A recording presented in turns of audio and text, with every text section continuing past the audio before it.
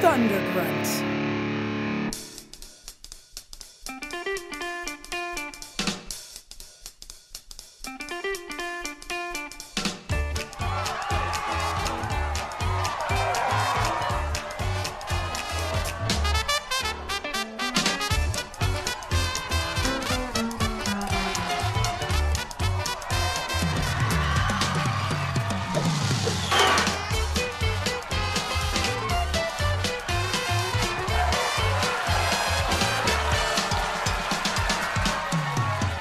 Hey guys!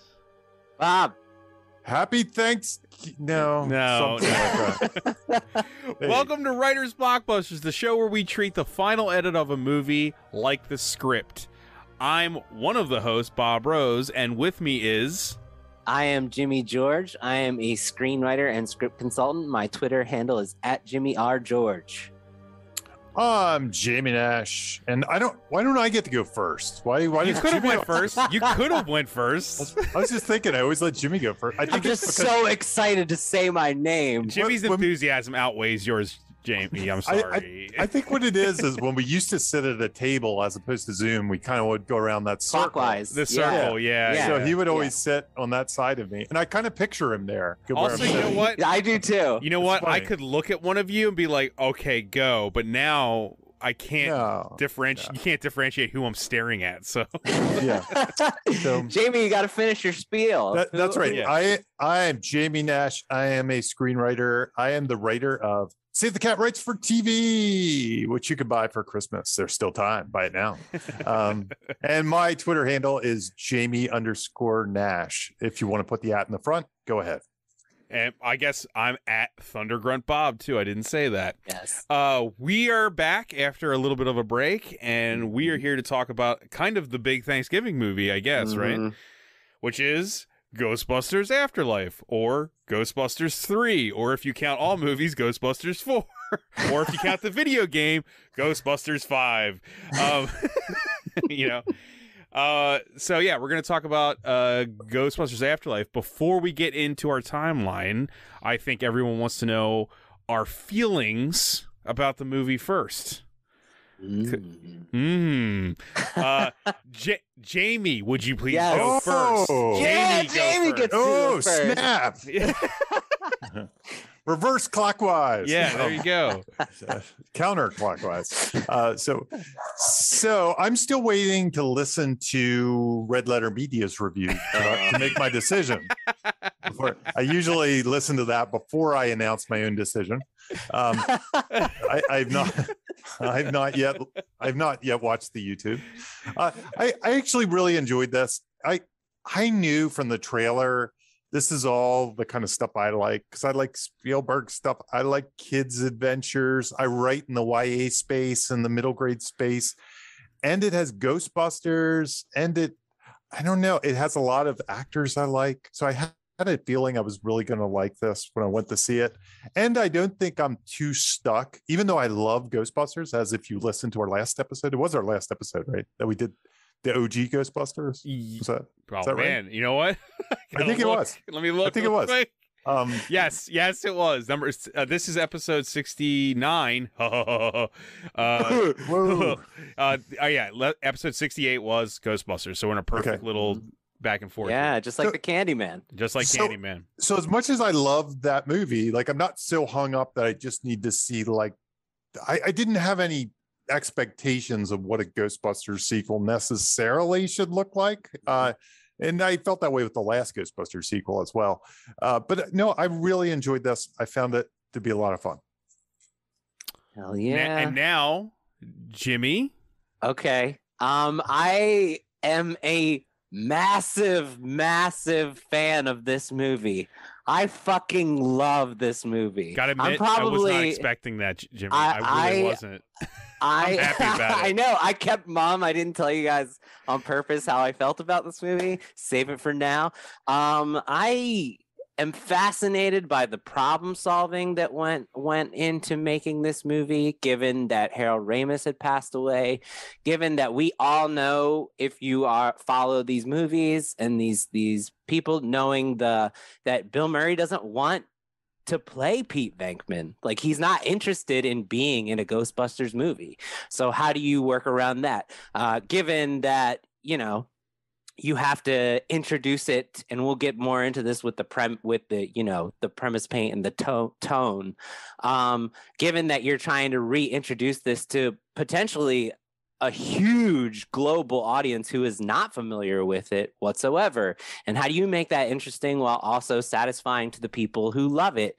I thought it was beautiful. I think it makes Ghostbusters 1 and 2 better. I think I've seen I said this, Bob, to you, I've seen the comparisons to The Force Awakens, and I agree with those comparisons. And yet for me, all of those things feel organic here.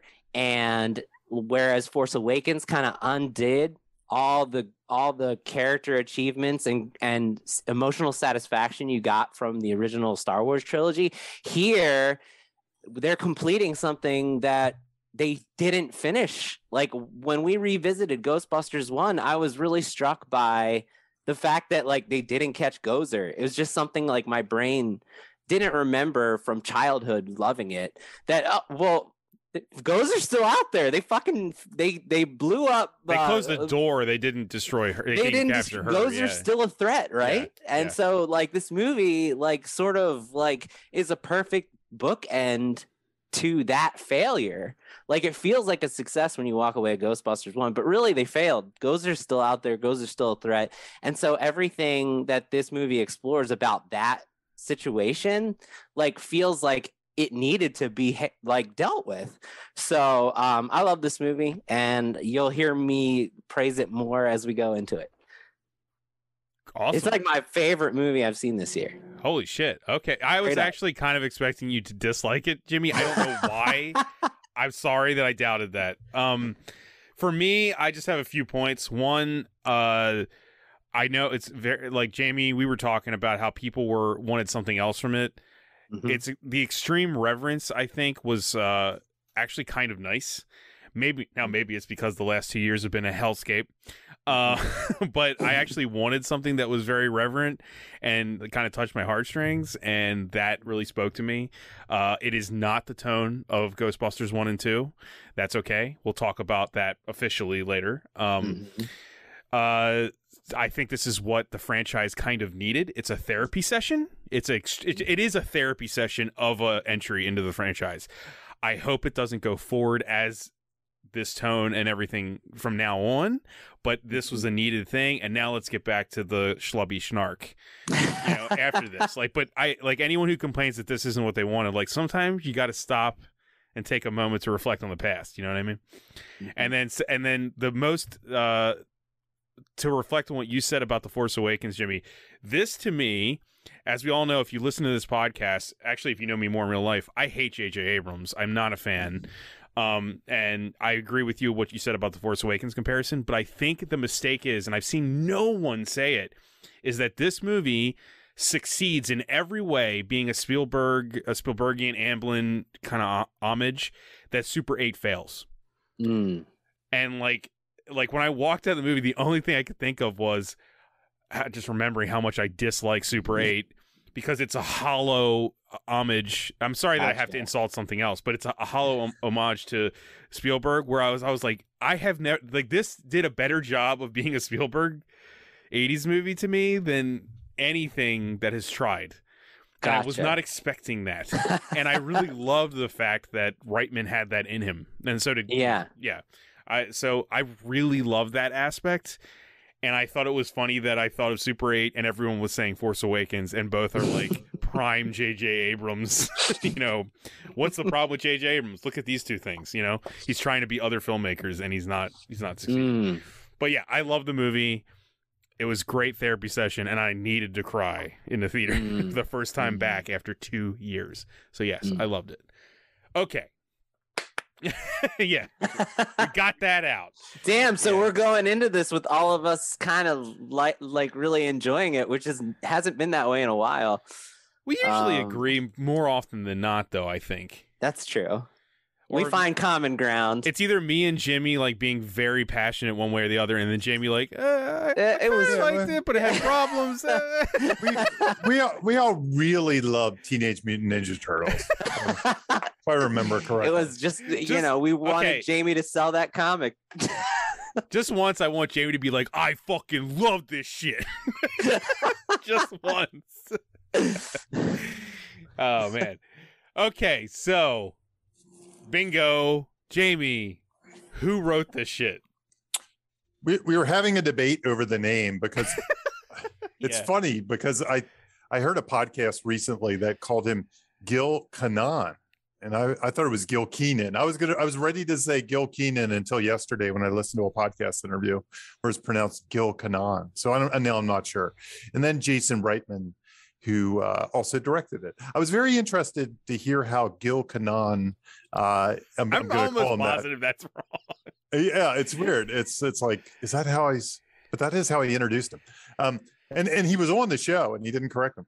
So I'm very interested how he came about this. And they didn't really go into that. Like, was he a hired studio gun? Did Jason Reitman know him? That's the answer. Yeah, is that what it was? Jason Reitman and him are literally best friends. He's posting on Instagram. Literally posting on Instagram, like, make movies with your best friend. Okay. Like, and it's him and Kenan, whatever, him and Gil. Yeah, because he's got an interesting, a Monster House. I guess he rewrote the Harmon and Schraub draft or whatever, and he kind of got the final draft. Probably worked with Spielberg and Zemeckis and stuff like that. Does he have a writer's credit on that? Yeah, he does. I looked at it last night. I know. No, according to IMDb, he doesn't. Oh no, my bad. No, writer. He only has Ghostbusters Afterlife and A Boy Called Christmas. Because interestingly enough, and I'm not looking at his IMDb. This is kind of going from memory. I know that the original writers of that kind of didn't like what happened. Like theirs was one version because they're kind of wacky comedy guys, and then it became something else. That was, the thing that got made. I'm a big fan of that movie. So I really love that movie. Yeah. Love that movie. It's a Halloween classic. And then he did some things like one movie I bust on even in this the Poltergeist reboot, which is kind of a. Yeah, you've talked about it on this Jamie, podcast. I feel like though, if you listen to that episode, me and you at least say we both enjoy it. It's like not great, but we kind of both dug some parts of it. Jamie's brought up the fact that it doesn't do anything new or fresh or give us a new POV, which we'll go into with this. I'm not saying that. I'm saying I remember that episode and I remember us being like, but even then it was kind of still a little bit fun. It turned like one of my favorite movies of all time into just kind of an average movie that I watched on a Friday night. But I still watch that movie on a Friday night, and I enjoy it for what it is, and that's kind of the way I felt about that movie. So whatever, it's hard to reboot a classic or even make a legacy sequel to it like this. In the podcast Jamie's talking about, where Gil Kenan, where he says like he actually asked for Tobe Hooper's permission to remake it, and Hooper was just like, dude, it's a movie. Do whatever you want. That's really like he's like cool. He said don't. As funny enough for the movie we're going to talk about. He said like it's not sacred ground. Do whatever you want. The best part was that Bob called him Tobe Hooper. So now we're completely screwed on everybody's name. Isn't that how you say it? Isn't that how you? I think I say Toby. Most people call him Toby. Yeah, we are a nightmare of names. We really fuck up the names every episode. Sorry. Tobe Hooper was the guy who stole my book bag at the Austin Film Festival. I think I probably told this story on the podcast once. So I won't go into it here. I wanted to ask you guys because I didn't. We're quoting another podcast here, but whatever. It's context. Indie Film Hustle. Okay, yeah, I couldn't remember it. If you want to learn about his like career, it's a good podcast. Gil. It is. Gil's career, yeah, it's a good talk. So when because this is like relevant to what we usually talk about at this point with the who wrote this shit. Did they talk about whether it drew from the process of writing this new one drew from any previous elements of the failed sequels that didn't happen? No, he didn't. They didn't go that in depth about the writing. It wasn't a great development of Ghostbusters podcast as much as it touched all the bases of his career. It was more. It was more him saying like, "I fell bass backwards into this whole thing, and you should hate me because I don't even know how it happened." That's kind of what the podcast was, and it's great. He's so humble and such a great guy, you know. Gotcha. But because the reason the reason I ask is because, you know, for those, I'm sure there's people listening who know this, but like, you know, there was a version of Ghostbusters 3 at one point where Bill Murray was dead. Go to hell or whatever. No, right? not even that one. Oh, it was after that. Yeah. It was after that, sort of in between that failed project in the 90s and the you know, the 2016 one. Jimmy, I think they were going to replace Bill Murray. Yeah, no, like, I think they thought about that too. With how they handle, you know, Egon here, it's like weird to think like there may be a version where they kind of handled Bill Murray similarly. Exactly the same, right? So what I'm Ramis curious, died, you know what I mean? Right?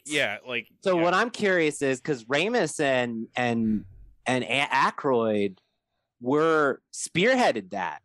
So they were the ones who were telling that story, right? Mm-hmm. So I'm fascinated to know, and I'm sure it'll come out eventually on like when there's a commentary and things like this, or maybe Jason Reitman has talked about it publicly out there, but it's weird to think that there might be a version of Ghostbusters that almost existed where instead of Egon being the ghost, it was Venkman the ghost who was helping them along the way and then showed up in the end.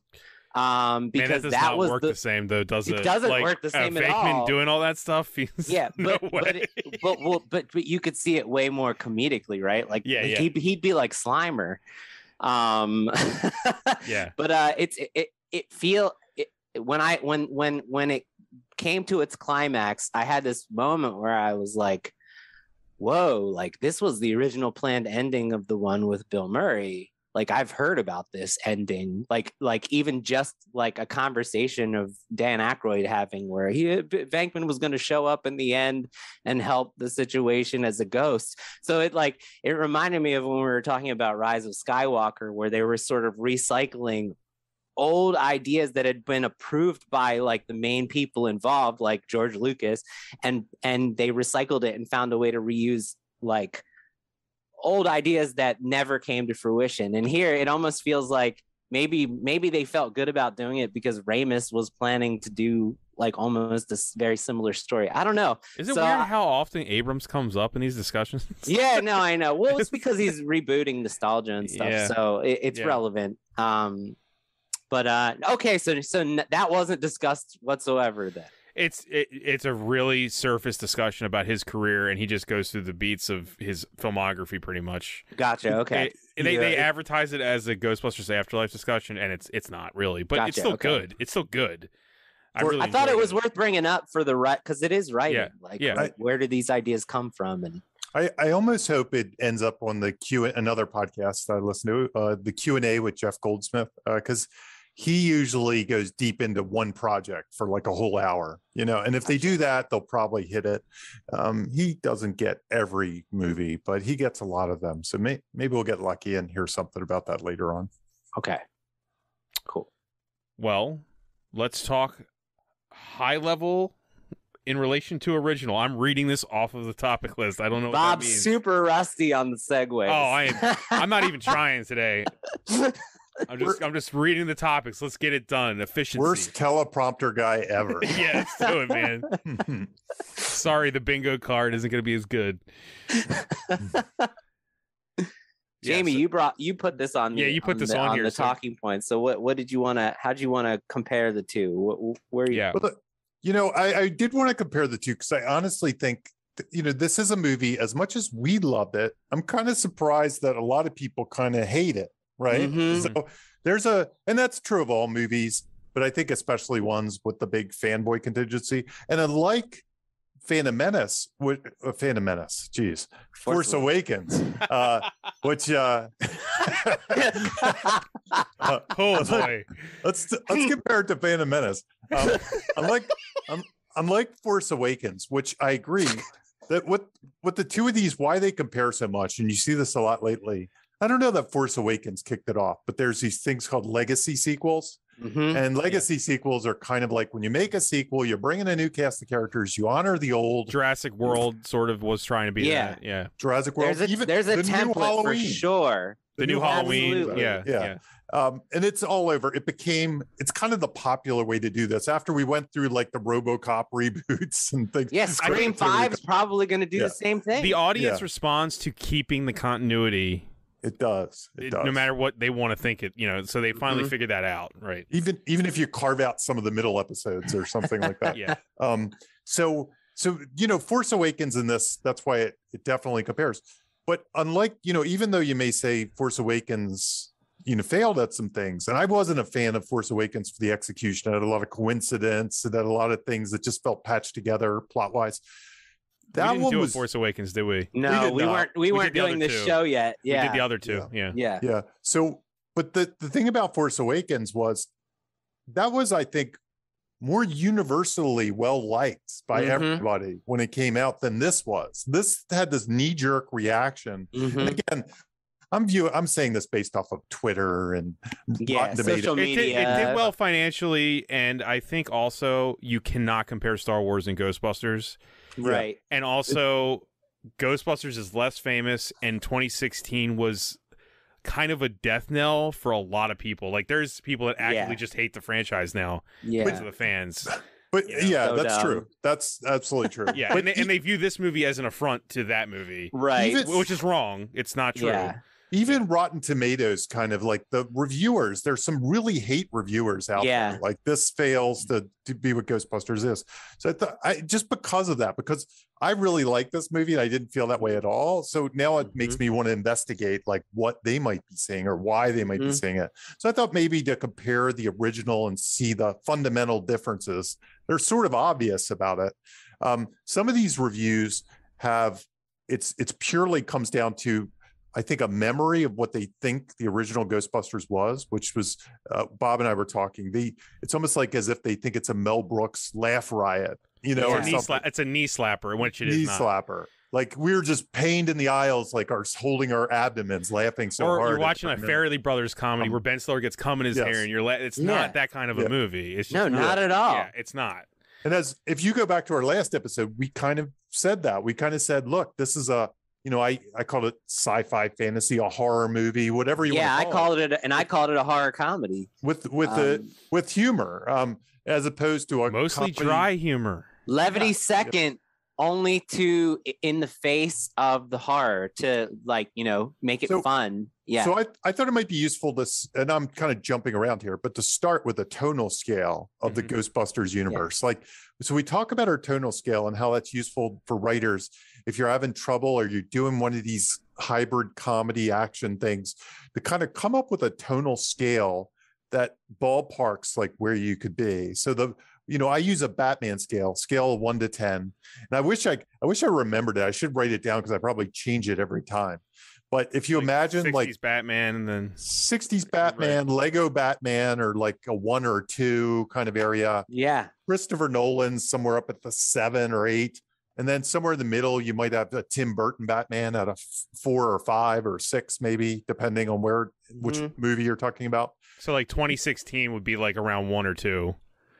Exactly. Tonally speaking. So now if we take it to Ghostbusters, 1 or 2 for tonal, I'd say probably 2. It's not so silly that it's complete spoof, which might be a movie that doesn't exist. But maybe that movie comes at a 2. Where do you think Ghostbusters 1 and 2 comes compared to this? What do you think? I would put them where you would put the Burton Batman movies. Okay, somewhere there. It feels right. 4 or 5, because Burton Batman feels serious, but it's also extremely silly comparatively to like a Nolan. It's tongue in cheek. You can almost hear it in the music because it's got like this kind of circus music to it and stuff like that. Scoring it. Yeah. Even with Ghostbusters Afterlife, I wouldn't say we ever gotten near a Nolan Ghostbusters level. No, but you know what? I think this one ups the number. It does. Like if you're putting Poltergeist at like an 8, right? It's not the Ghostbusters specific. I'd go a 7 with this because you're dealing with actual death, right? Egon's dead. like we've never seen, for all this being about the afterlife, we've never had a character that we like be dead. We haven't had a good ghost. Yeah, we haven't had a ghost who's on our Unless you side. count the cartoons. Like that, like and him being dead in the efforts to stop the end of the world threat sort of it raises the stakes, because all the movies have been sort of like these apocalyptic scenarios, but they sort of set the tone that like no one's really gonna get hurt. And here we have Muncher is shooting like metal at them, like they could definitely get killed by Muncher. And you know, Egon is dead because of the ghost kill. The movie opens with a ghost killing Egon. So like that a very fit Egon who can run at full speed at over 70 years old. Hey man, that's fine. I'm not criticizing. But he's been working that farm every day. I know, that's what happens. No, he's cut. He's got to be hard cut. labor. I was struck by the tone upping the stakes. Like I felt like it changed in a pot. For me, it made it more engaging. But, So I don't know about you guys. So I agree, and I think that was a cool way to deal with this. And it has been many years since the original. And I actually would put, where would you put the cartoon on that scale? Because to me, the cartoon sort of did similar. It wasn't quite as it took itself. I don't want to say more seriously, but it kind of went more serious at times than the original. There's I put episodes. it just one click below. One click below. But I would keep it there because because the other direction. There's episodes of the cartoon, both normal and the real and extreme, that actually I find scary even as an adult. Yeah, the Cthulhu episode is amazing. Right. There's a lot of episodes in that series that are actually scary. So I would put it just one click below the movies. Yeah. Okay. But the first two. Yeah. Yeah. Because I mean, also it got Slimer being silly and Slimer's a good guy. And, right. It has the cartoon thing. The cartoon. It's a kid's cartoon. So and then there's the gorilla one. No, I'm kidding. Yeah, that's right. So that, to me, at least high level in relation to the original, that's step number one. They decided to take a more serious path, which alienated some fans, or I guess. But then secondly, and you talked about it, Jimmy, the kind of what if exercise. Like, how do you think that, like, give an example of how you might come up with the freshness, right? Jamie, you've talked about in previous episodes how you can make like something that's been done so many times fresh by coming at it from a different perspective, like a different POV. So normally, like, it's the classic ghost story ingredient is why does a haunting take place? Well, a haunting takes place normally because a ghost has unfinished business, right? So usually they're the villains in this scenario. Well, what if like we have a ghost who's the hero, and the ghost that has unfinished business is Egon? So that immediately, this is almost a twofer for that, though, because you get both. You get your classic. Gozer's kind of the one that does have unfinished business. Gozer has unfinished business, and right? So does Egon, right? Gozer, the villain ghost who has unfinished business, and Egon, the hero. So, like, right there, you have your what if question. And mainly the reason I brought this up, Jamie, is we don't have to go into the exercise, but when you're brainstorming what to do with your movie, and you really are just at the start, it all comes down to what ifs. And you can it's so powerful. You can take that single, what if Egon was the ghost who had unfinished business? And you can brainstorm the entire movie based on that. Okay, what is Egon's unfinished business? What if Egon has still been working to stop Gozer from ending the world, and Gozer is imminently threatening the end of the world in 2021? Okay. So you can just imagine all the what if scenarios that are just born off of that question, and it just keeps going and going and going. You can do it for people, places, things. Like, okay, what if Egon bought a farm, and what if the real temple wasn't in New York? Right. What if? Yeah. Bob, you're so good at this. What if? Yeah. Like, right. Like, okay, what do we do with Ecto 1? Well, you can take just Ecto 1, a thing, and you can make a ton of what if questions around just the Ecto 1, and you've got scenes. What if the Ecto-1 had a gunner seat that we never got to see. What if the Ecto-1 had a remote control trap? Like, it's just like, it's cool. You know what I really love too is like, what if Egon built a bunch of stuff to suppress Gozer from coming back? What would it look like on the farm? The whiteboard of that stuff is incredible. Yeah, it's so good. You can take people, places, things. Go ahead, Jamie. Yeah. Well, I was going to say I do this exercise a lot when I'm coming up with new story ideas too, and I'll do it with Ghostbusters. I'll do the same thing, and then I'll just change everything so it's not Ghostbusters anymore. Once I get plagiarism.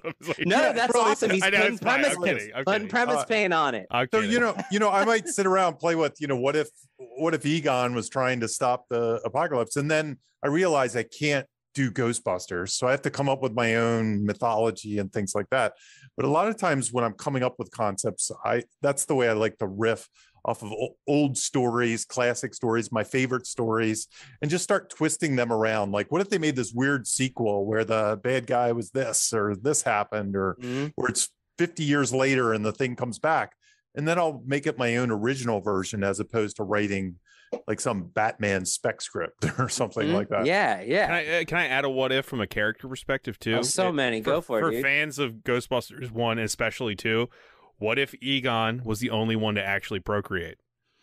Yeah. Because like Ghostbusters 2 is about how like Venkman didn't have a baby with Dana. Dana, they show in the end that Winston does have kids. He does have kids. Yeah. Right, you're right.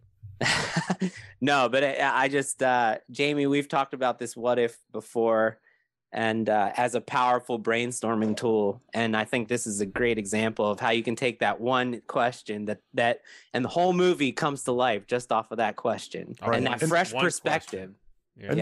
So the other thing conceptually that when I was watching this movie, and again, I'm trying to think of people that maybe were disappointed or didn't like it, was something else we talked about. I talked about once how David Goyer in an interview for Batman Begins said they originally sat down and said, what is a Batman movie? And they listed all the things that everybody would expect from a Batman movie.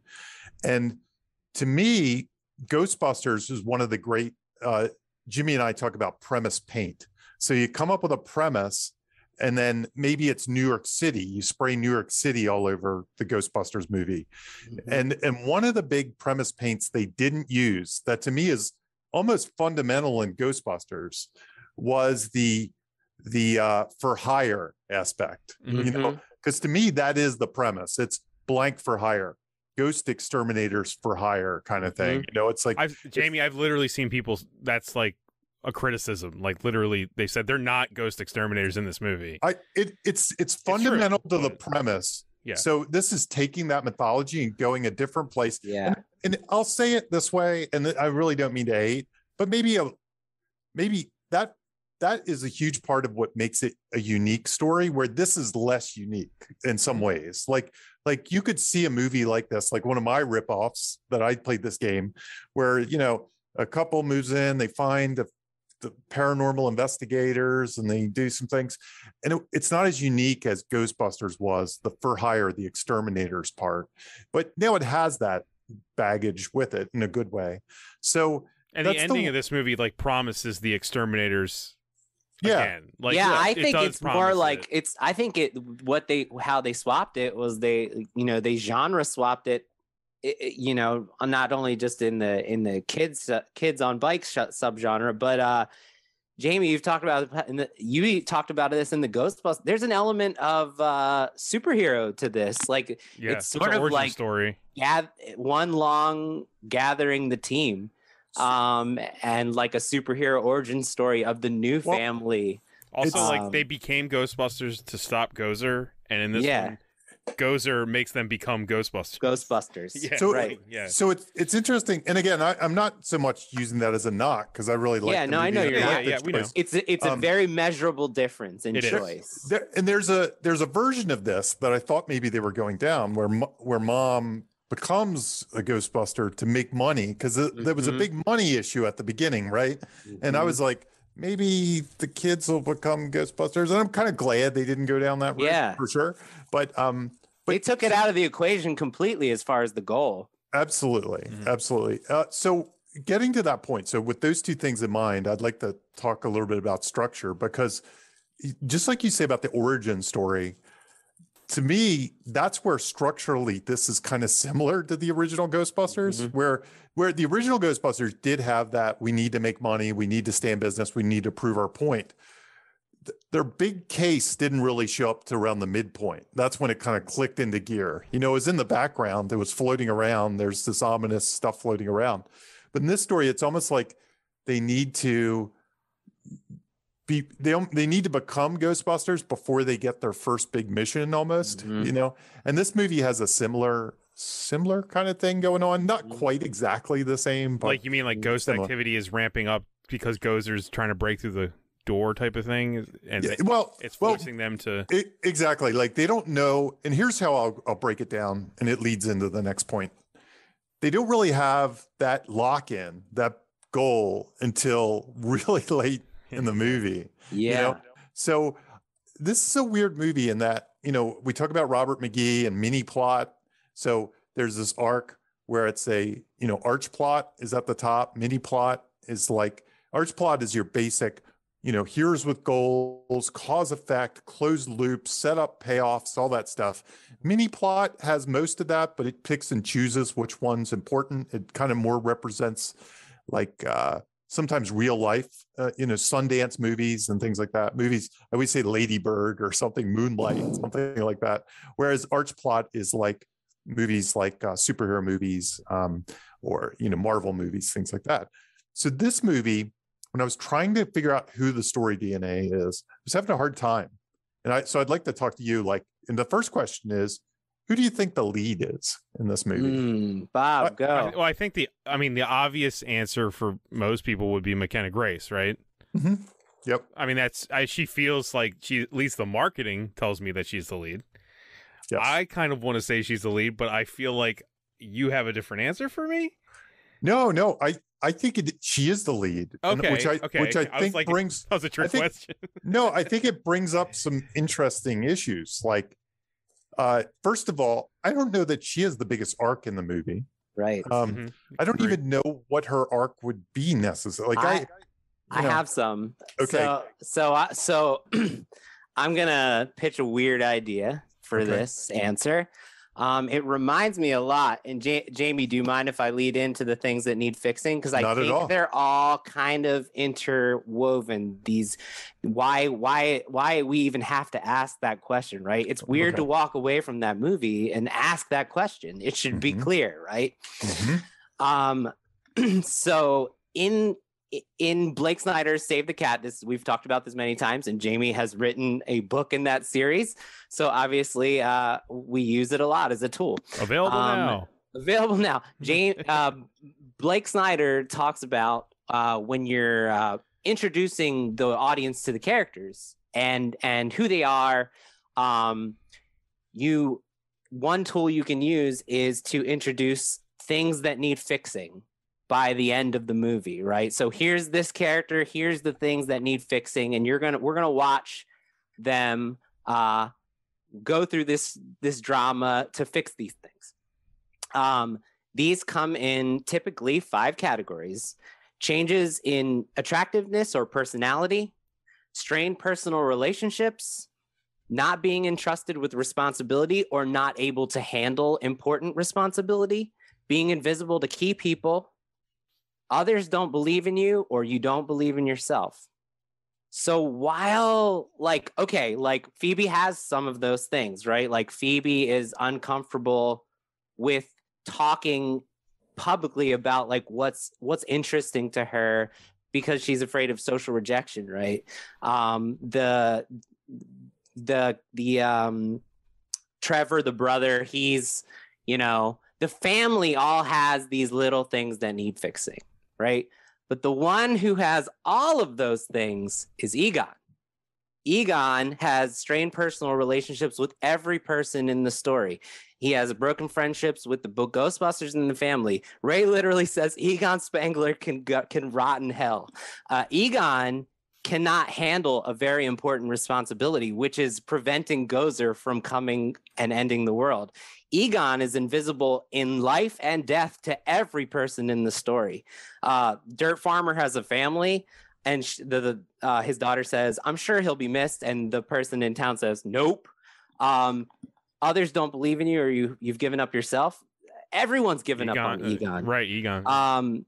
So like Back to the Future, where George was the one who had all the things that fixing, we have this character who you wouldn't typically think is the hero having all these things that need fixing, which is perfect because he's the ghost with unfinished business, right?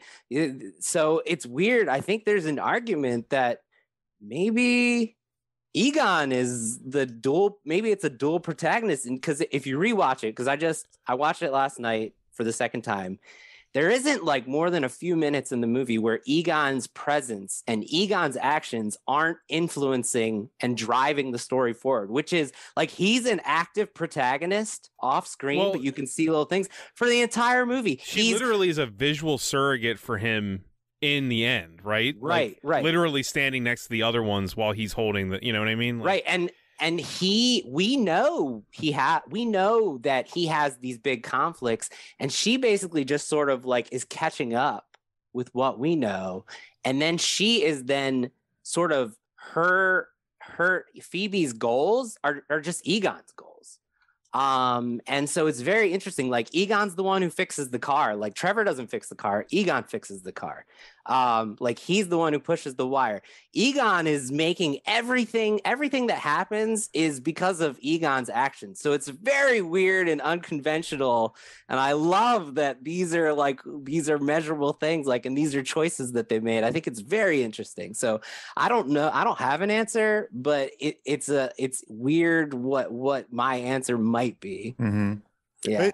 It's interesting too, because and honestly, when I was watching it, this is the one thing I was thinking of, and this might explain it a little bit. Like this might go into your point. So that would almost hint that she has a flat arc in some ways. Like she doesn't really arc so much as she helps other people arc in some ways. Can I argue that a little bit though?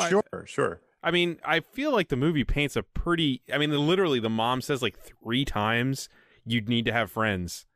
And by the end of the movie, she does learn how to like communicate and have friends, and that is a change. I think that's true. I actually think Phoebe has an arc. So I mean, that's an arc, right? Like Jamie, let's just go into the next thing. Like, yeah, themes and arcs. Jamie, you've talked about many times. All arcs essentially come down to 2 or 3. We always forget what the third one is. Learn to believe in yourself. Learn to work as a team. Right? What's the third one, Jamie? We always fucking forget. I can never remember it. Even Jamie can't. well, you know what's funny is you always throw my learn to work as a team. That was one I threw in. So that's not one of the official ones. That's not the second one. Yeah. So that's what throws me off. It's like, oh, I wish you did the other one. So I think it's it's the care more or believe in yourself. Care more. That is care more. Okay. So I think I'll just like get right to it. I think the theme of this movie is to be yourself. And I will give examples. Okay. So all the characters that are in Egon's family don't like who they are. They are not happy with who they are, and they're like embarrassed of who they are. And it's what we talked about in the Suicide Squad, building the team that James Gunn did so well with Bloodsport. He paired them with characters who exhibit the opposition of all the flaws that Bloodsport has. Each one of these characters is paired up with a person who is unapologetically themselves. Phoebe is uncomfortable with herself and uncomfortable with sharing what she loves. And Podcast fucking loves himself, man, and he loves that he loves his podcast, and he loves talking about the occult and the weird stuff. Trevor, also, he's very good with people too. Yeah, he's very welcoming, and he knows exactly. How to he knows that right. So getting the perfect person, the perfect agent of change for Phoebe. Trevor is lying about everything, about who he is, about his age, about where he came from, about why he's here. And Lucky, his love interest, she's unapologetically herself. Like, he's like, nice diner, and she's like, well, I don't own it. He might be a person who was like, yeah, I own it, it's mine. And he's asking her like why she still lives here, and she says she's fourth generation dump, and she doesn't see herself leaving. She's once again unapologetically herself. Mom disrespects and looks down upon science and scientists. She's paired with Gary, who is unapologetically in love with science and a Ghostbusters fanboy. Like, it's like the perfect agent of change for Callie, someone who looks up to her father as a legend, and someone who looks up to science as being really important and awesome, which is exactly what her daughter is into. So, and then we have the dialogue repetition that Callie, the mom, says to Phoebe, don't be yourself. And then when mom's going on a date with Gary, Phoebe says the same thing to mom, don't be yourself. And then the last line that Callie has in the movie, Bill Murray says to Callie, the mother, who's this? And she says, Callie Spangler, just like the Holly Gennaro and Die Hard. So she's like showing us that she's fully embracing who she is. So I really think that it's a pretty simple arc, which is believe in yourself. And all the different characters in the family, in the Spangler family, learn how to believe in themselves and work as a team by the story's end. That's why I think it's beautiful. And why do they do that? Because Egon. Like, it's amazing. I love it. Agree. That's why it's weird on these episodes where we agree. It's like, yep, it was good. Yeah. No, that was all solid, man. So, and then to the point I was trying to get to, why I kind of like your idea, was I remember when I was watching, the only weird thing, like I was thinking about tension, and here's some of the things, like the mystery going into it.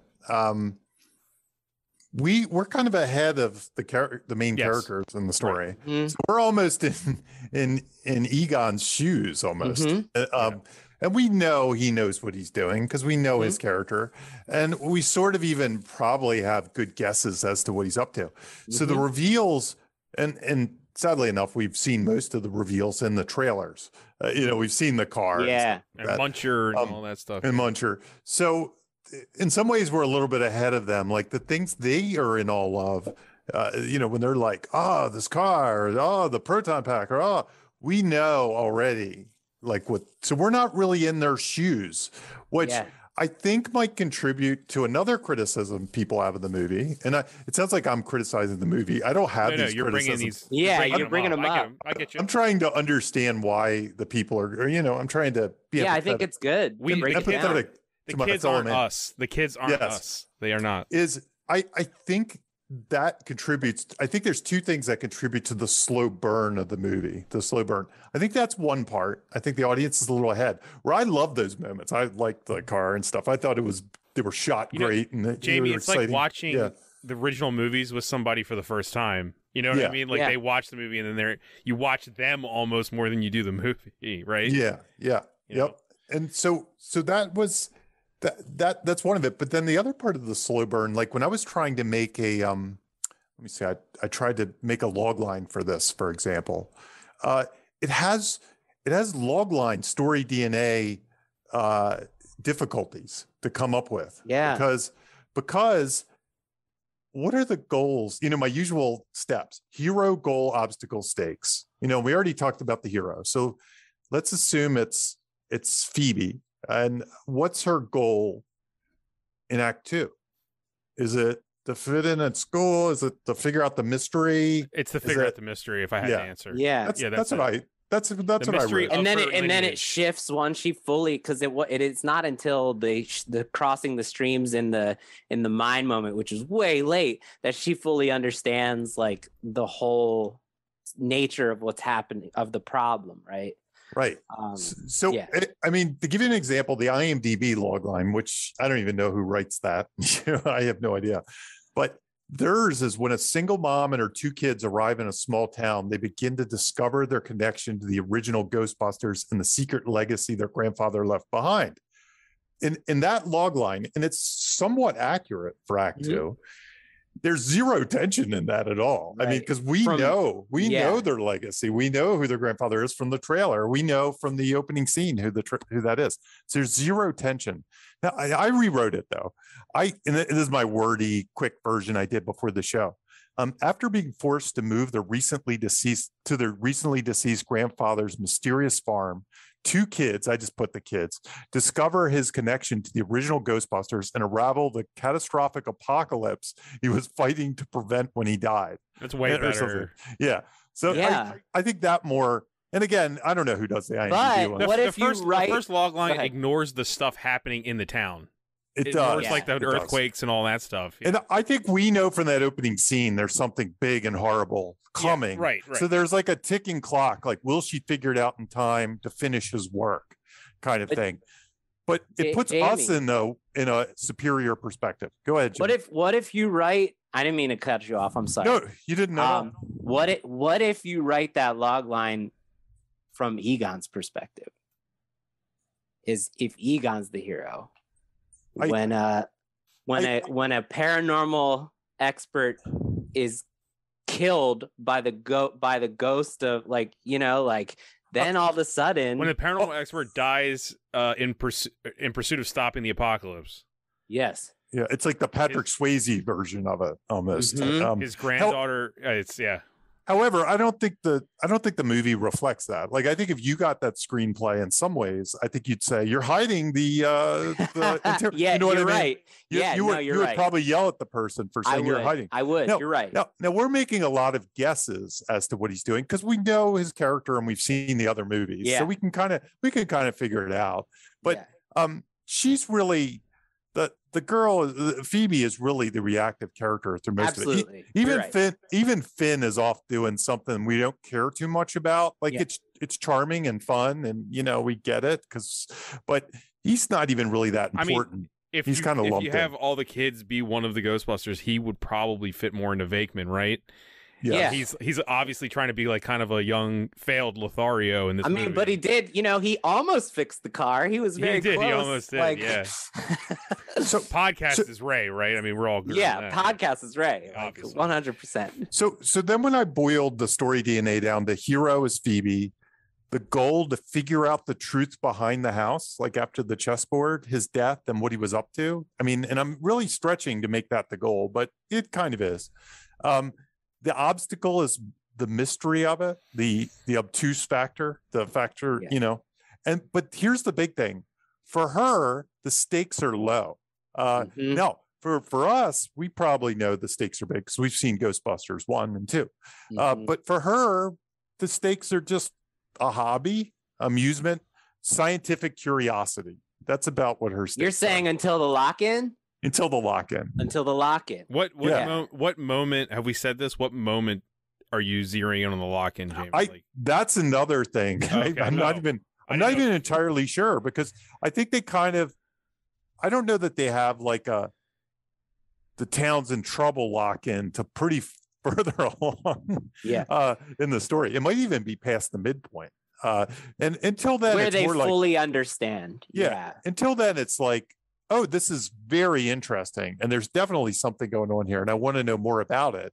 But it's not like we could die if we don't keep moving forward. Right. I don't think. I wrote down some stuff the second time after I had already seen your talking point, Jamie. Okay, good. Phoebe plays chess with the ghost where she actually sees it kicking. And then finds the PKE meter and follows it, has Egon leading her. Phoebe becomes aware of Egon, even though she doesn't know who it is. Right. At 32 minutes. Okay. So that's where that sort of uncovering the mystery starts. That's kind of the catalyst. In some ways. Pretty for her. Yeah. I mean, there's the double bump, Egon's death is one. Yeah, the advantage of the story is you have a story before the story. Yeah. So it feels like the story's going to be, we need money, we need to save this house, we need to do the thing. That's really not the story, and it kind of just goes away. But sometimes that works if you have a story that needs a lot. If you can kind of fake people out, and they'll be entertained. And it makes know? it feel really rich, right? There's does. all these off-screen movies, like happening when you do that. And by the way, aside from the screenwriting, and I'm a big Carrie Coon fan, but I kind of loved her character in this. Oh, I love kinda- her me character too. so much. Yeah. The it was mom so- was a refreshing blast Yeah, of negativity. it was so It's dark. different and kind of quirky approach to that kind of character in a movie that probably goes back to an 80s Spielberg movie where Mhm. a lot of those characters were a little flawed. and She weird. was, for the critics of the movie, I think she brought some irreverence that they wished was more throughout. Yeah. Because the original movie is an irreverent movie, that's kind of the tone. She brought that to me, like in her scenes. Like, you know what I mean? She is not the typical mom you would see in these movies. Yeah. Yeah. At all. She's not a Spielberg mom. Yeah, she was whatsoever. awesome. But I loved, Yeah. We talk about, things that need fixing, right? Like how do you like show a character grow so much? You start her with mocking the Ghostbusters, mocking science, which it's a perfect place to begin for her to show, like, have her grow by story's end. So I interrupted you, by the way. You were talking about the catalyst was the chess piece. Yeah, Did the you have a chess lock in? piece. Did you have a lock? So the ghost trap, Gary, the teacher, Paul Rudd,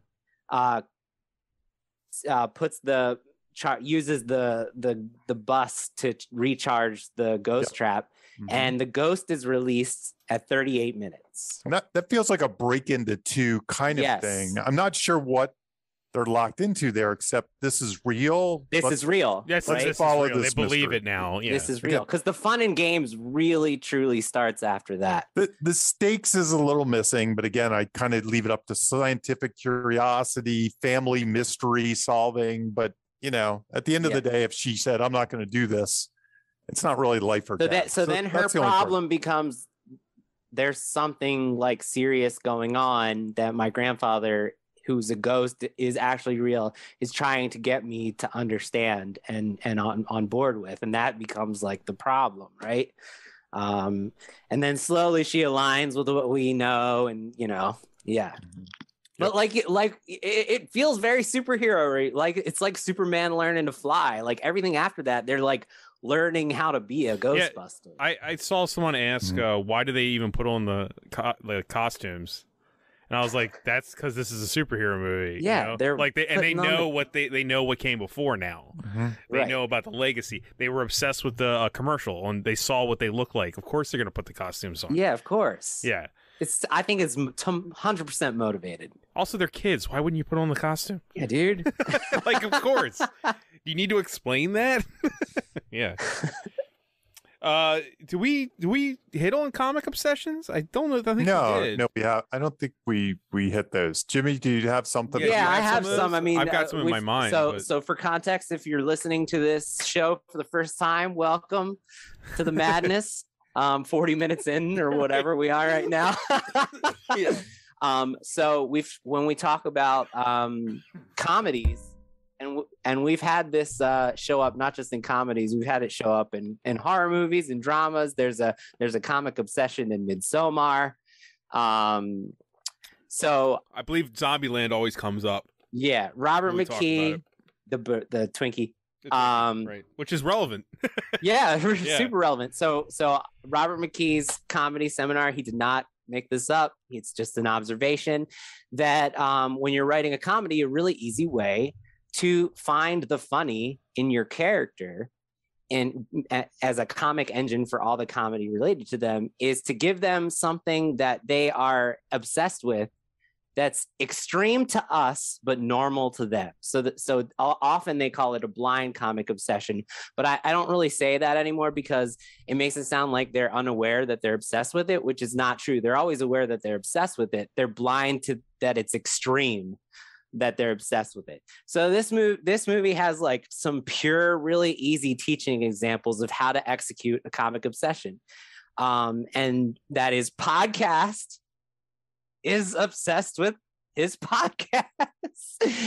Pretty literal, and he's obsessed with the occult, just like Ray was, and the mysteries of the beyond and strange urban legends. He's obsessed with both of those things to an extreme that he talks about them in every situation. He's maybe my favorite joke in the movie too. Which one? When he meets Ray, he's like, "You're my you're my follower.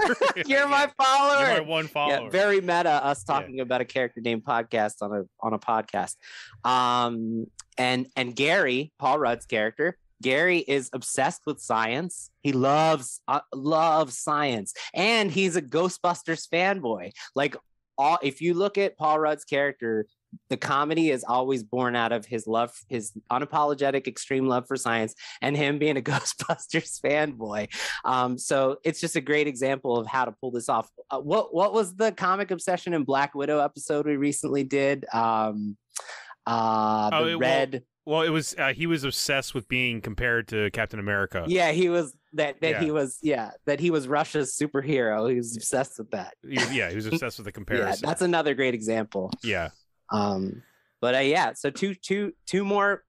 The craft, man. There's craft on display here. Also, I like and I think this is definitely a writing thing. I like the fact that Paul Rudd's character is obsessed with science, and the whole movie revolves around arguably the one Ghostbuster that was responsible for all the scientific breakthroughs that the Ghostbusters had, right? Like, he's literally involved in a plot with the guy who made all of it and is responsible for all of it. So it's perfect. It's a way to like kind of give a voice to all that, right? Right, exactly. Like, Egon had fans, and Paul Rudd would be his number one fan. Right? Yeah, he's the biggest Egon fan in the movie. Exactly. So yeah, that you didn't have any more? Oh, okay. No, I just did those two. Okay. I mean, Callie hates science, and all the mom. Every one of all her comedy comes out of her hate for science. Like, she's like, "What are you doing, Phoebe?" And she says, "Experiments." And she says, "Oh, lame." And like, there's just one situation after another. Paul Rudd's they're on a date, and he's talking about how much he loves science, and he's like, "Are you drunk? Or are you falling asleep?" And she says, I have an allergy to science. So yeah. Okay. I'm gonna do a terrible transition here. I'm sorry, Jamie. Exposition techniques revisited.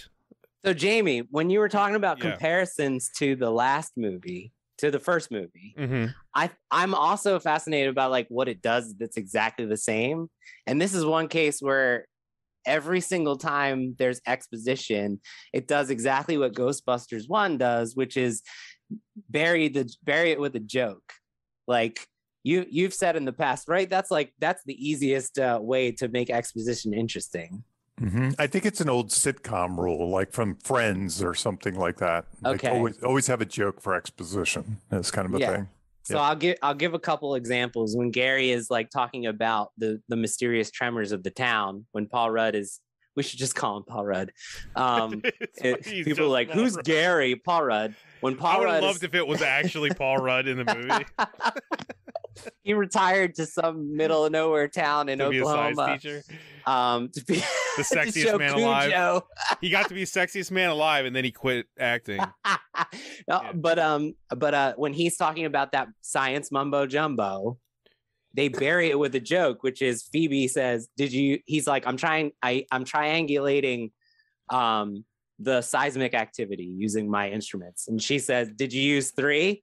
And he says, I know how many sides there are in a triangle. And she says, I just thought you were being obtuse. So burying exposition with a literal joke. And another one when podcast is relaying the backstory of the mine and all the miners ending up throwing themselves off the cliff to their deaths. And then so he's talking about very on the nose explanation, but then they bury it with a joke with him saying in a very spooky voice, they call it the Shandorian curse. So once again, taking some really on the nose explanation to the audience and making us forget that we're just being explained to by burying it with a joke. So it's just this movie. So if I had a criticism for the exposition in the movie, knowing that I love it, it would be Ray's phone call. I think that what you're saying, I don't think what you're saying also, it doesn't apply to that scene. It doesn't, yeah. It doesn't. Ray does not have really any jokes to add to that scene. It is literally Dan Aykroyd reading like a paragraph of text. And it's very awkwardly, and it's in a weird place. I had two things that I felt weird about the movie, and that was one of them. It didn't bother me so much, but I can live with it. To me, the old guys felt like they were only there for a day or something, because even the shots, this isn't a screenwriting thing, even the shots with them aren't with the whole group. It's like they're on one side, and you could tell, as somebody that does independent film, you kind of tell like, oh, they shot them like later, and they came in, and there were the three of them, and they had to get them all into one shot. They did minimal coverage and stuff like that. But there was something weird about the whole way. My gut says it's probably like a contract thing. Like they could only bring them in for 2 days because that's when they could get all the guys together or something like that. I wanted to say, I had one big criticism of this movie, and I feel like it's either an editing thing or a writing thing, but I felt that there was their entrance into the movie was I thought it was the biggest flaw. Them just walking into frame. Yeah, just walk up. I was like, I did not like that. It's weird to me, and I think I would love to read the script, because I guarantee you in the script there has some scene where they're like, a Winston Zeddemore corporate helicopter. Yeah. And then the helicopter lands, and you see the Ghostbuster feet get out as Gozer's about to, all is lost moment. And then it's the did you miss us moment.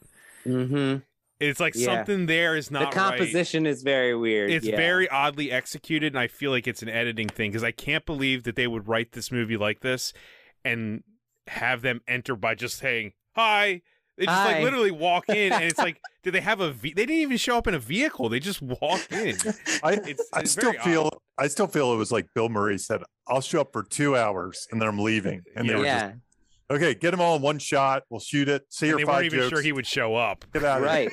Right. Exactly. Yeah. So that would be my biggest critique, and I can't believe that those guys would write it like that. The other one, and I'm not sure, Jimmy, were you done your exposition? Yeah, I'm done. Okay. Yeah, sorry. Because my next one was I don't know if this was a coincidence or not, but the Paul Rudd and the Walmart scene. well, I kind of like the gags of it. First of all, it sort of felt coincidental, unless you felt like they somehow locked on to Paul Rudd after the ghost experience or something. But just the fact that he's in there and he's the guy and this is a nitpick nerd thing, but the whole notion that the Marshmallow Men had become part of the mythos in some ways also makes sense. It made me sit back like, this doesn't make sense. But then I was arguing with myself the whole time, well, maybe after the experience in New York City, the echoes of that has suddenly become a thing, That spirit's pissed off that it got blown up by the Ghostbusters and wants vengeance. Ray made Gozer aware that Stay Puft exists. Right. And now it could be something the world fears because of that situation in New York. Even though the other problem I did have nitpick was that everybody forgot about New York City. We can talk about that for a whole episode. I checked my brain at the door. Yeah, I checked my brain for that one too. I was but when it comes to that Walmart scene, I 1000% agree, Jamie. But also, I got to say, like, the one good part of that is I love the fact that they're all suicidal and homicidal. Like I like the execution of it. I like the execution of the scene. Yeah. But there's a part of me like, does Gozer know about Paul Rudd? And assuming that she already knows, like, to make marshmallows sentient, which is a weird thing. Yes. Does she know about Paul Rudd? I guess the terror dog, because when it was released, it saw him, was coming after him, and then the reverberations of ectoplasm made the marshmallows. I don't know. Yeah. It's just a very weird scene. I don't like the fact that I don't like how it's like, hey, here's Walmart in a shot. It feels very product placement. It feels that particular scene just felt convenient. Like it felt like it fixed a lot of problems in the writing end. And again, I don't even mind the execution of the scene. Like the scene is fine. If you saw the terror dog stalking him as he walked into the Walmart, I feel like it would fix a lot of our problems. Once again, it's an execution or editing thing. Like if you saw the terror dog like look around the corner as Paul Rudd walked into the Walmart, it would be obvious it was coming to him instead of him just going to Walmart and then he turns the corner. He's like, oh, there's a terror dog too. It's like it feels coincidental, where you needed something to lead up to it, like he's being chased. You know, I could imagine there's some criticism, and I haven't even looked at the criticism. I saw some of it from afar, but it's the same Force Awakens criticism of the Death Star again, Stay Puft Marshmallow Man again, and I think it works better in this movie than Star Wars, because Star Wars has 50 million more movies and stuff, and then they're going, and everyone seems to have the Death Star. So I was gonna say, like, I like, as much as we love this movie, I never want to see the iconography of the first movie again. Ever. No, I don't ever want to see the terror dogs. Keep her in the trap. Gozer is gone. Dogs in the trap. Dogs. Stay Puft. Never again. We've seen it. It was even in the Stay Puft was in the 2016 movie. We don't need any more of that. Yeah, it's over. Now we move on. We had our therapy. Move on. Yeah, it's over. Yeah. Like, I understand they had to shove it all in here, but no more. Yeah, yeah. No more. It's a play to play. I'm not playing devil's advocate. I agree with everything you're saying, Jamie. But that scene, it does follow the coincidences that get you into trouble are okay. Coincidences that get you out of trouble are the big cheat. But from a storytelling standpoint, it's extremely convenient. You're right that, like, the timing of him getting there is very convenient. My issues with that scene are, like, from a completely different standpoint, and they're not writing, which is like, in Ghostbusters 1 and 2, there's no brand awareness except for the Nintendo paddle. And maybe I'm wrong. Maybe there's more, but, like, when they're eating pizza, we don't see the pizza label. When everything they're doing is not product placement. And the Walmart scene feels like it was designed to be like, okay, well, we need, it's a commercial, dude, major product placement. And knowing that they put most of that scene out there as a promotional. It was in the trailers. They actually put that, like, 2 minutes of that scene like up on YouTube for all to see. It really feels like it's in a different movie. It feels like, it honestly feels like a Super Bowl commercial. Yes. Does it not? I mean, it really feels like a Super Bowl commercial. You got the grill, you got the, like, it's just it just feels so out of place. And I think you heard me say, seeing that Walmart, the establishing shot of a Walmart, and then Paul Rudd I was like, don't do this. The self-awareness is really extreme in that scene, almost where I feel like it shifts the tone scale. So yeah, I that was my least favorite thing in the movie too. I like them on paper. It sounds cool though. Yeah. Oh my god, I had a blast with it. Yeah, them killing each other. Yeah. Them. I mean, they turned the Marshmallow Man into gremlins, and it's great. Yeah. Jamie, I don't know if we've talked about this yet, but making a cliche fresh. Yeah, that's a Jimmy. That's a Jimmy. That's Jimmy. That's a Jimmy note. That's a mine note. Okay, so I just wanted to use this. Like, there's one example. We've talked about this before. Like, what is premise delivery, right? Like, at its core, it's like giving the audience something that they could only experience in your movie. Like, every movie's a snow globe, right? Okay. So you're trying to be so specific about, like, what you're choosing to put in the script that, like, if we put it in any other movie, it doesn't work, right?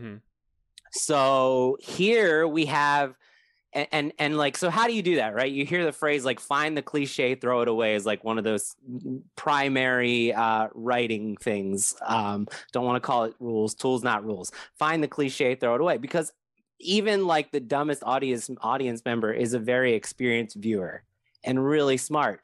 And we've digested so many of these cliches and tropes.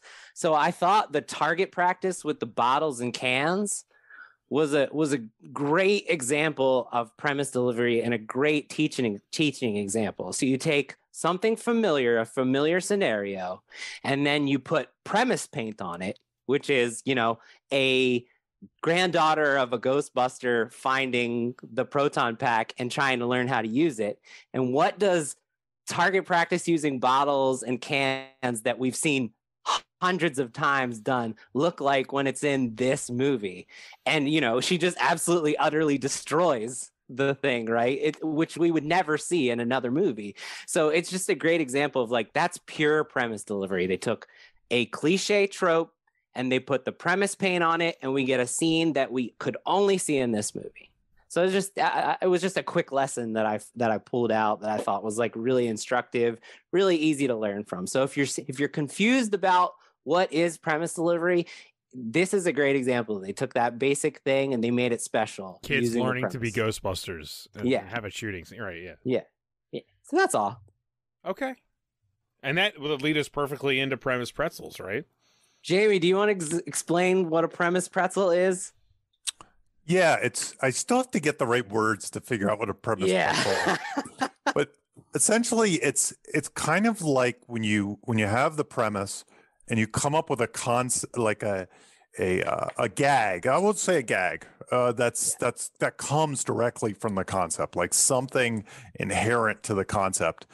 And then the pretzel is to use it again at least once, to kind of look at it from the reverse, to fold it back on itself, to twist that same gag. Is there multiple ways you can twist that gag or reuse that gag, coming at it from a different perspective? And the one I always use, that because it just really cracked me up in the theater, was The Incredibles.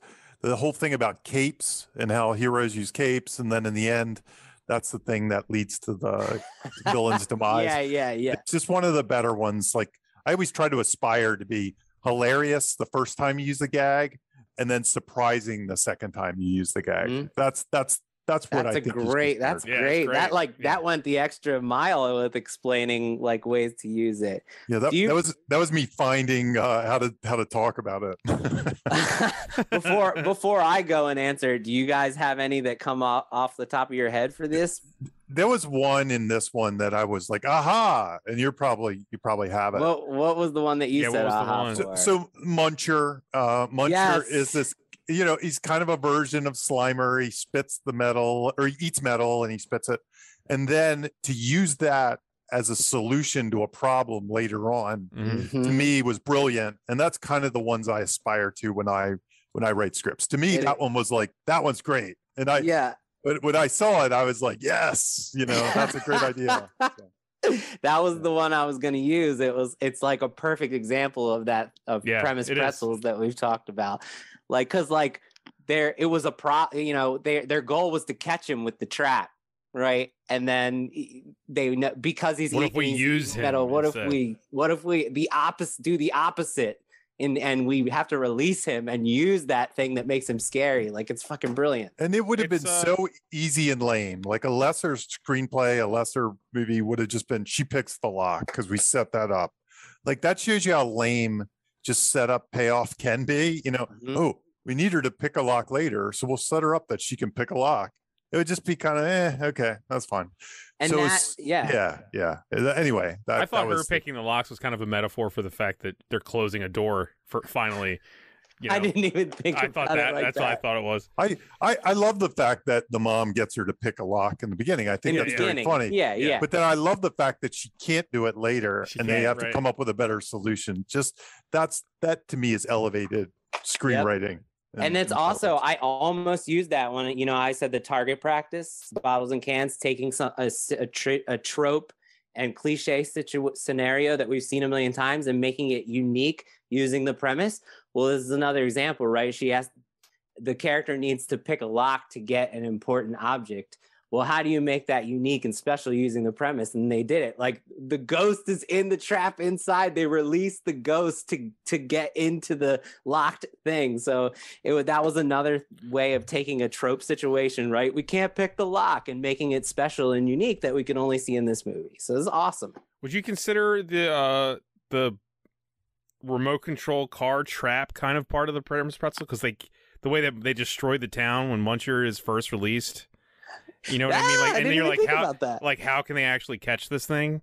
Yeah, well, it's another one, like Jamie, like saying, how many ways can we use the trap to do different things, right? To do different things. Yeah. I would say, that's there's even premise pretzels like from the original movies. Like, like I said, when you're shown exactly how Egon has been suppressing Gozer all this time. Like, because that was like in my thought process, I was like, what is happening here that's causing these earthquakes? And I'm like, how are they going to show that? And then it turns out it's just an auto crossing of the streams. I was like, that's genius. It's brilliant. And all the PKE meters that are that around go off the perimeter everything of the we know opening. from the first movie is being used perfectly. They stretched it and explored it and escalated it. Yeah. It's screenwriting. I also like fucking fantastic. I also like how craft. the trap denotes or how the suppressant trap denotes the fact that you need the power of 4 to do that, which gives a kind of an echo to the ending why if Egon's not there, they can't actually suppress Gozer. Yeah, that's a good point. And then you show up with his last moment to show up and actually be the true hero that gives her the fourth beam to cross, you know. It's funny. I mean, if you really want a bottom line premise pretzels, this is the rule most screenwriters should adhere to, is keep reusing stuff that's already in your screenplay as opposed to bringing in something new. Just keep consolidation. And in fact, I worked on a screenplay recently for a company, and the premise and a lot of the characters were handed to me. But the problem is when I was doing the craft of it, I kept wanting to fold those characters into, individual characters, because I saw that it makes it more interesting as opposed to just keep bringing in a new character to do a new thing. You could just kind of fold it in and make one character inherently more interesting. So that can be a trick when you work on assignment, because they're like, oh, we need 7 characters when you really only need 3 or something. But I mean, the more you can do that, whenever you get stuck, if you can open your mind to what you've already written and try to reuse something, that's where the real magic happens, as opposed to just bringing in an outside solution. That's never a great way. That's why I don't like Harry Potter that much. Yeah. I mean, I'm not even being snarky. That's kind of how those movies are written. Like in the last moment, it's like, but what if we use the magic? Blah, blah, blah, blah. And it's like, well, I never heard of that before. Yeah. Like they know about this huge thing menu of tricks to fix the problem that we don't. So it's no fun because they can just keep pulling off the menu. Yeah. Yeah. Last but not least, it's super quick, Jamie, as you wrote down. Yeah. 5-point finale. Remind everyone what that means. Sure. And to me, this is just kind of had a very obvious 5-point finale. So I was like, yeah, we could quickly talk about it. So 5-point finale is something in Save the Cat that expands on the third act beats, the finale beat. If you do Save the Cat, it's in his third book. It's part of my book. It's part of the Writes a Novel book. It's kind of part of Save the Cat now. So it really is an extra 5 beats to the already developed 15 beats of Save the Cat. And it's all about the end. It's all about the finale. So here are the beats. The beats are, it's funny too, because when I wrote the book, I changed the name of the beats, and I didn't mean to, but I always call them. So I might even get these wrong, but whatever. From your own book? Yeah. Well, I changed them from his book. And then the editor came and said, that's not the name of the beats. And I think they had to reprint because I was using different names all over. Like they changed them in one place and I changed them in another. So Gathered the Team is the first beat. The one I messed up, I think, in the book, I think I called it Storm the Castle, but they call it Execute the Plan. I like Storm the Castle better. Yeah, Storm the Castle. It sounds cooler. More fun. Yeah. Especially when you get to the next one, Hightower Surprise. So I was just, I was linking the two. I was kind of pretzeling it a little bit. Dig Down Deep is the next one. And I'll explain what these are as I go through. And last but not least is Execution of the New Plan. So Gather the Team is usually this suiting up or standing around a map, making a plan. Star Wars, it's everybody sitting around the hologram saying, shoot it here or whatever they say. And in this one, the kids kind of discover Egon's trap for Gozer. They kind of, they put the jumpsuits on. Yeah. Suit up. They retrieve the gear. They're ready to go. They got a plan. They're ready to execute it. They go to execute it. Phoebe distracts Gozer. Podcast has something to do with Zool. They Trevor's in the car waiting. Trevor's in the car waiting. They free the mom. So you see the plan in motion, whatever that plan is. Yeah. They lure Gozer to the farm. All that stuff happens. But then, surprise, the trap doesn't work, right? It kind of, the Stay Puft marshmallows are there. Again, they're sabotaging stuff. Things don't work. So that's the surprise. Your plan, if you're writing a finale, have a good plan, but then throw a curveball at your heroes. Pull the rug out from under them. Don't just have it all work. That's really the lesson of the 5-point finale. Because a lot of writers, they just think, I'm just going to go in and they're going to shoot the thing and put it in a trap in the end. But the thing about a good third act is you're going to throw a curveball at them. There's still going to be a surprise. There's still going to be a twist. Then the heroes have to dig down deep. And this is usually where the arc shows up. And in this case, I think, Phoebe kind of has to become the leader and help the group and sacrifice herself and things like that. There's also a Deus Ex Machina here where the guys show up, but it's kind of a setup one. It's one we want to see. And she kind of planted the seed for their arrival. You could argue the Ray phone call. It's enough. Yeah. It's enough. It's something we wanted. So I mean, the whole time we were just saying, is it going to happen? When I actually didn't read before this. I wasn't sure if they all came back. Before I saw the movie, I didn't do a lot of research or anything. Yeah, I stayed cold, spoiler free. So I actually. Not that I was surprised. There was literally a teaser trailer where you see them pulling. You just see their hands. And Bill Murray says we're back or something like that. So after I saw the movie, I saw that they did interviews and they were on stuff. I'm glad I didn't see that because I had no idea.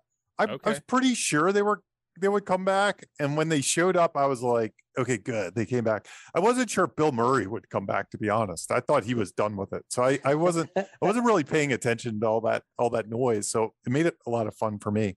But anyway, their Deus Ex Machina doesn't completely solve the problem either. No. So she still Gozer pulls the streams apart. Absolutely. So she kind of. That's right. Yeah. That's right. So Egon even has to show up and then work as a team, all that stuff. So there's the execution of the new plan. And that's when they finally have the 4 and they bring him down and the team all works together and everybody's reconciled. And that's what ultimately wins the day. So it's usually the way you look at it is that final plan is something that couldn't have happened at the beginning of the movie. And for many reasons, that couldn't have happened. The characters in the beginning of the movie, including the original Ghostbusters, wouldn't have shown up there at the end of the movie. They kind of had to be, she had to bring them. She had to stir something in Dan Aykroyd's character to bring the team back.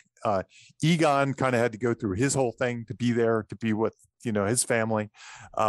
And the family had to come together and believe in themselves and things like that to bring about and work as a team. And work as a team.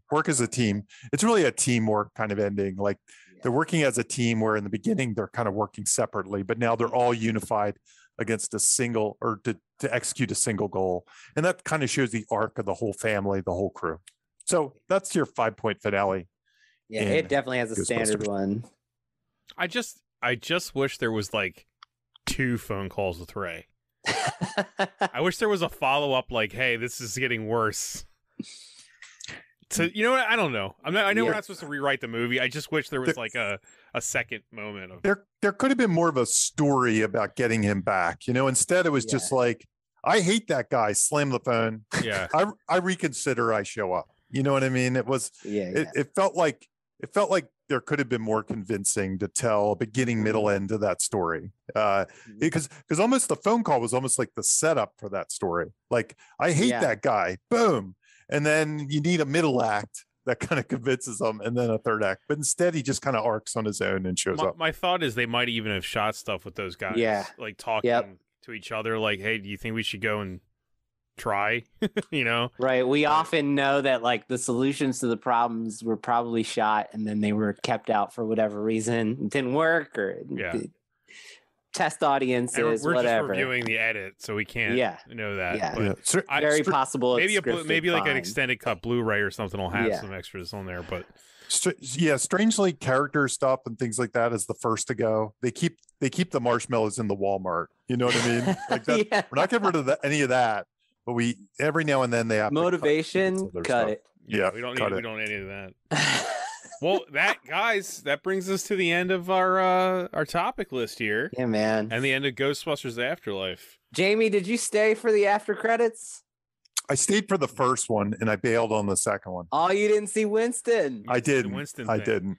Yeah. Oh, man. It's all a spoiler podcast. Basically, Winston pretty much guarantees that now that he's like a billionaire or whatever, he's going to fund the Ghostbusters from now on. Yeah. And it gives a clue that they're back in the city. So it doesn't exactly show the kids back in the city, but I assume that the kids are going to go to the city and we're all set up for the exterminators again. Yeah. Funded by Winston himself. Right? I've read about the final that credit scene, and I knew there was two. It's funny, the lady at the ticket thing, and this is off topic, but I came up with screenwriting instructions. We're done the screenwriting stuff. This is me. This is my Larry David side. Okay. So I went to buy the ticket, or I bought it in advance, and I picked it up. She's like, Theater 7. There's two after credit sequences. She told me.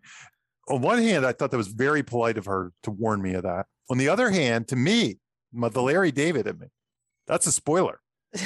Yeah. Because after credit sequences should be a fun surprise that rewards you for credits. It shouldn't be something that you're told about in advance. That is my belief. So, spoiler, 2 credit sequences. I'm picturing Jamie doing Larry David facial expressions in response to the like the whole time I was buying my soda and popcorn, I was thinking about that. I was like, you mean I gotta sit through the credits? I think she just ruined the movie for me. She told me there were 2 spoilers. How many people complained or something to make her feel the need to say that? Right. You know what I mean? She's coming in on a long story of events where she actually was told to tell people. She's giving you the disclaimer to prevent her getting yelled at. Right. Yes. To me, it's a little like if I went and saw The Sixth Sense and she said, make sure you stay to the end. There's a surprise twist. That's what it's like. About Bruce Willis. Like Bruce Willis. He adds that. Like, oh, Bruce Willis isn't who you think.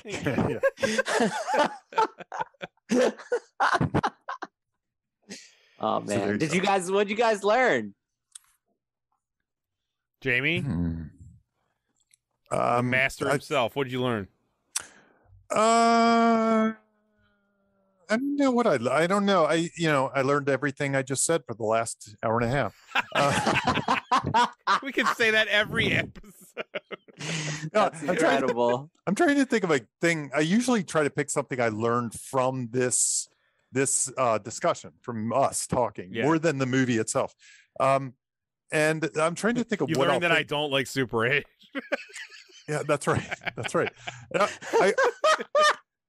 It probably has to do with the Egon ghost character. The fact that, again, this one challenges the whole model of story DNA, the goal, the log line. And, why this one works is a good thing to study. Like, why does this one work? Again, I'm going to save the cat guy, but I'm not Mr. like, you have to do it or it doesn't work. Some things work. I don't always advise it for people. I think it makes it harder. And I do think it is what sometimes the things that you don't do or you take chances with are the things that alienate certain, like, it's boring, it's slow. Because I think people are used to a cheeseburger sometimes. And if they don't get the pickle, they get a little mad.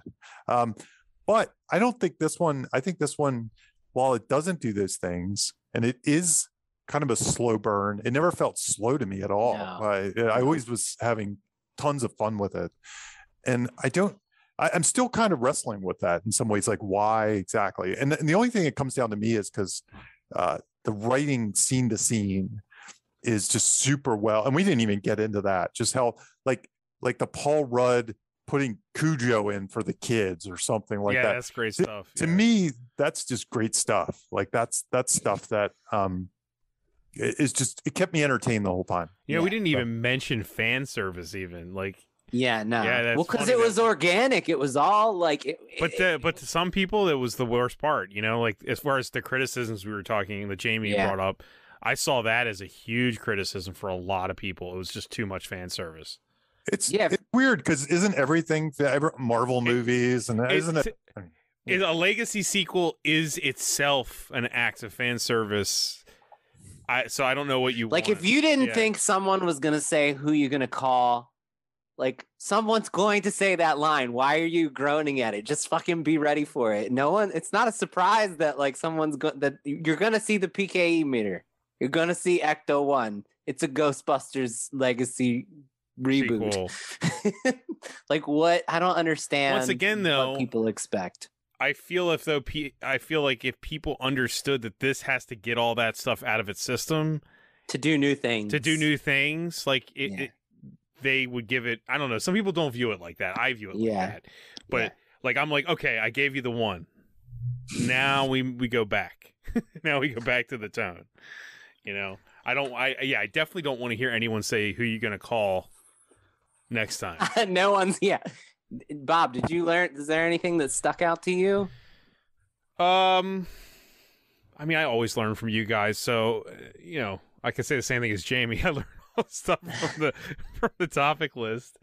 I think that you defined the theme and arcs better than I had them in my own brain, Jimmy. So that was really good. And anytime you ever, I don't know if I always pick up as much as you do on like the taking the hero and then putting them with a character that's the exact opposition. I don't know if that's something I actively think about unless maybe I'm watching something for this show. Because I didn't watch this movie thinking about this show. I watched this movie recreationally because I just had to see a Ghostbusters movie. So I was not paying attention to any of this stuff. And you defined that for me really well. And I did not think about that walking. That's out. Cool. Yeah. That's cool. And it's just how well it does the the fixing things with the characters. Yeah, with the oppositional characters. So yeah, I guess that I would say that. Gotcha. Cool. For me, the unconventional choice to make Egon the ghost, like that has unfinished business. Like obviously they're gonna the only way to include him like impactfully in the story because he passed away several years ago is to do that. But I think it's a ballsy choice. And like the fact that he's the one very much like George McFly that has all the things that need fixing, and that there's like a ghost who we only see him in the end, who's like actively motivating all the characters in the story to get together to solve the unfinished problem that they failed to in the first movie. I just think I learned that like you can have an off-screen character who's like positively influencing the story and make it work and make it emotionally satisfying. Because if you had told me that's what they were going to do, like I'd be like, that's not going to work. And I thought that's what they were going to do, but it would be way more hacky. I thought it's handled so well. I did not think it would open with like literally Egon doing all that stuff, and I never respected that. Like there's so many times in the movie where people are doubting the existence of Egon, and like they're basically like shining a light on the things that need fixing, and then immediately Egon's presence is shown. It's like his ghost is right there listening and like, but wait, here I am. Here's the PK. Look, I'm holding up the stack of books. I mean, like, dude, you just said shining a light. He literally is moving the light. Yeah, to stuff she needs to see, which I thought was the most 80s convention possible. That's when at that moment, it was a low budget, great answer to that scene of how Egon would interact. And I was just like, this feels like I'm a kid again. Like just her watching the actual light move around. Yeah. So that was what I learned, that you could do that, handle it that way unconventionally and make it work. Cool. I think that's everything, guys. Unless you guys have anything else left. I know anything? Nothing? Jamie, you got anything to plug? Do you want to plug? So yeah, plug your several things. I'm trying to think. I do have a Save the Cat Rights for TV webinar coming up in January, and it's right now it's at early bird deal. I don't actually, it might have changed, but it's close to it. But anyway, if anybody wants to sign up for that, it's a 3-day webinar, that takes place on Saturdays. And you can also watch it taped if you can't make the Saturdays. So that's coming up. Take a look on the SaveTheCat.com website. Awesome. Jamie, it's Christmas time. Are Tiny Christmas and Santa Hunters available to watch anywhere for people? They're on Nickelodeon. So Santa Hunters and Tiny Christmas, they've both already been on once already. I think they're on again December 11th, which probably this will come out after that, maybe, or I don't know when this is coming out. This will be Monday. Okay. Well, I don't know where I am. The 13th. Okay. Yeah, you're coming out. You said the 11th is Saturday. So yeah, and then they usually show up on Christmas Eve and Christmas Day. They usually run them a few times. I remember for a while they were on Hulu. So and they are on Hulu. You can catch them on demand anytime. Yep. Hey, important writing lesson: write Christmas movies so they all show up at the same time every year. Absolutely. Yeah. Jimmy, anything to plug? Nope, nothing to plug. Nothing at all. I'll just do my usual. I'll plug the podcast you're listening to right now. It's available on all platforms, including YouTube. I always put it up on YouTube, so please subscribe. Also, if you go to thundergrunt.com, all of my personal links are there too, so you can subscribe to all my crap. I'm not gonna list it. Don't worry. But with that, I think that's everything, guys. Awesome. Sounds like it. Thanks. Yep. Thanks for listening, everybody. Bye-bye. You have just listened to Writers Blockbusters, a screenwriting podcast featuring two professionals and another guy. Available only on Thundergrunt.